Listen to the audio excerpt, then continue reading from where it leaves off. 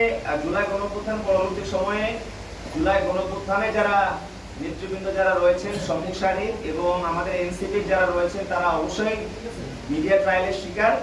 এবং আমরা মনে করি যে মিডিয়াকে ব্যবহার করে আমাদের গ্রহণযোগ্যতাকে নষ্ট করার জন্য অনেক অপশক্তি তারা বর্তমানে কাজ করছে। আমরা উদারত আহ্বান জানাবো দেশবাসীকে, তারা যেন এই ব্যাপারে অবশ্যই যেন সতর্কতামূলক অবস্থানের জন্য তারা থাকে।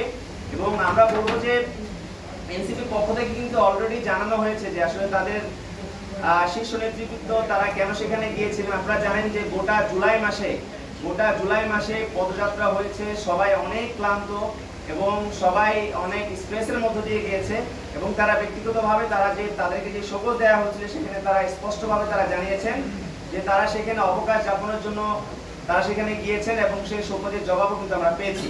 এবং আমরা মনে করি যে এটিকে কেন্দ্র করে যে উদ্ভূত যে গুজব ছড়ানো হয়েছে সেটি আসলে অপ্রত্যাশিত। আমরা মিডিয়ার কাছ থেকে সেগুলো আসলে আশা করি না।